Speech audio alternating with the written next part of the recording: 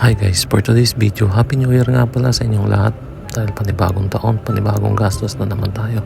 So kumuha nga pala ako ng cellphone dahil pumigay na ang aking cellphone na luma. Nakakatuwa lang dahil lumabot ito ng 7 taon. At sakto nung araw ng January 1 ng madaling araw, pumigay. Sayang nga kasi hindi ko na-save ang mga picture doon. Pero ipapagawa ko rin para ma-recover lahat ng mga picture na nandun. Kumuha na nga rin pala ako ng cover ng camera, magnetic charger, tempered glass at casing para iwas gasgas ang ating cellphone. Paniguradong matagal-tagal na naman ako magpapalit ng cellphone.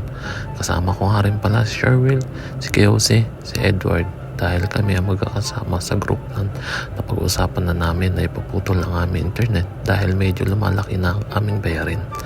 Kumuha na nga rin pala si Sherwin ng cellphone na iPhone 15 Pro Max na 256GB at sa akin naman 512. So tingin ko naman sapat na yun para sa ating mga video na gagamitin.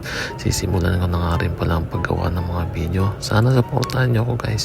Salamat, hindi na ako pagkagandahan ng mga video ko. Gusto ko lang ipakita ang daily routine namin dito sa ibang bansa para at least ma-inspired naman yung mga iba natin mga kababayan at makita kung anong ginagawa namin dito sa araw-araw at para maiwasan at malabanan ang aming kalungkutan.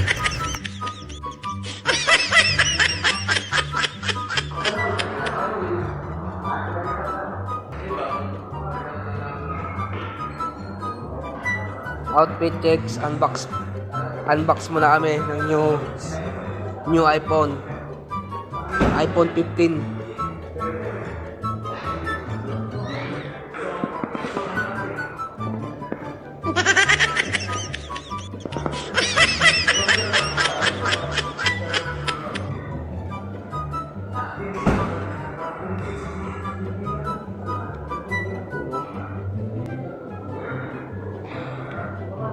Oh!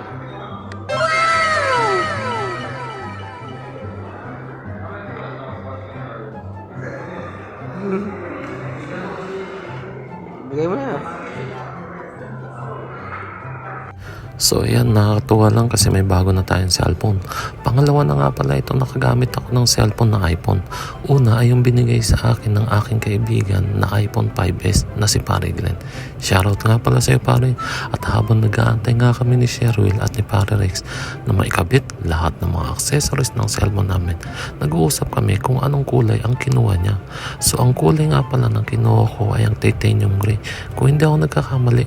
At siya naman ay yung kulay blue ata yun.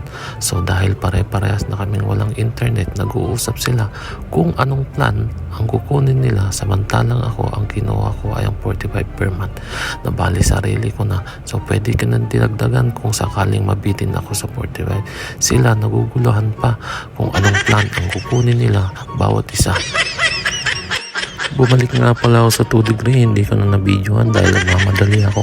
Pinalitan ko yung unang magnetic charger sa adapter dahil yun yung kailangan ko. At bumili na rin nga pala ako magnetic power bank para in case naman lobat may gagamitin. So hanggang dito na lang guys, salamat.